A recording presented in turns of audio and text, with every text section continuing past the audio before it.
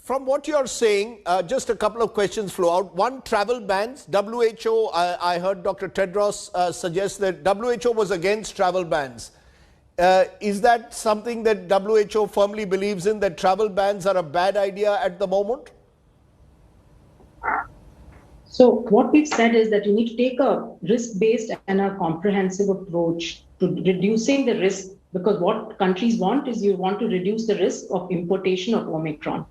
Now, it's turning out that many countries already have it, okay? And this is what was predicted the day that South Africa announced. We knew that in the coming days, many countries are going to find it. So from past experience, have travel bans stopped Alpha or Delta from going around the world? They haven't. You could delay by maybe, even that is doubtful, by a few days. What would be more effective is to put in place systems that we know work. If you do a PCR test, with a high degree of reliability, you can rule out that somebody is infected. So PCR on departure, many countries are doing PCR on arrival, wearing good quality masks throughout the journey, trying to maintain, the distance and things like that. Those, and then also testing, stepping up testing within the country. Everybody starts focusing on travelers and forgets what may be happening within their own boundaries. And we know that many countries are still not doing enough sequencing. I think India is in a good position, but many countries are not. They have no idea what's happening within.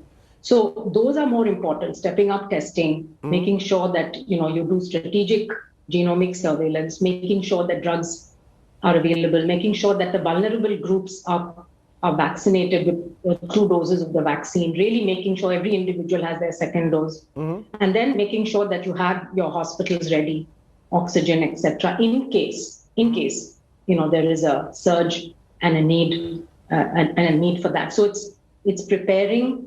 It's also reminding people to continue to maintain. We're getting into a holiday season. People want to travel, etc. I think, except for essential travel, people should really rethink whether they want to go. Certainly, big weddings, big celebrations should be curtailed. So those are the kind of things you can do to reduce transmission, much more effective than ad hoc travel bans against a few countries. Ma'am, you're saying India is in a better place. Am I to understand, Dr. Swaminathan, therefore, that perhaps actually Omicron is out there, and there are signs that it could be out there already, because there are those without a travel history who've also been infected in India?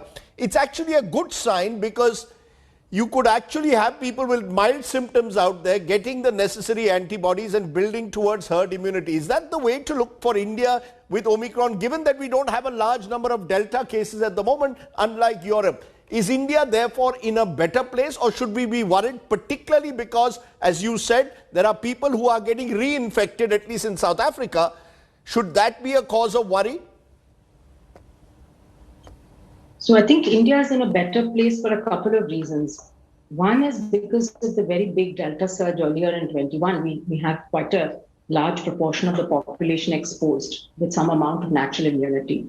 Second is that we've, I believe, got coverage of about 80% of the adult population, at least with 1 dose, about 50% with 2 doses. We need to step that up, but that's going in the right direction.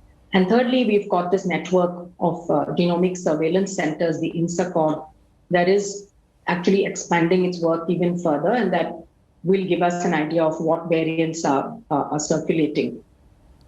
And we've had enough time and experience, and there is indigenous production of a number of things, including diagnostic kits. I think there's no shortage of diagnostics, unlike at the beginning of the pandemic. There's no shortage of PPE, hopefully no shortage of drugs either. So that way, I think India and many countries are in a better position today than they were in 2020 to deal with the unknowns of the pandemic.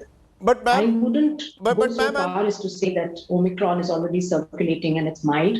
We don't know that. I think we need to wait for some time to see how common it is. It's likely that it's been there for a few weeks and circulating around the world, but we still don't know enough about that. But I would say that in terms of preparation, in terms of the tools that we need, in terms of the knowledge about the disease, we are much better prepared now. The reason I'm asking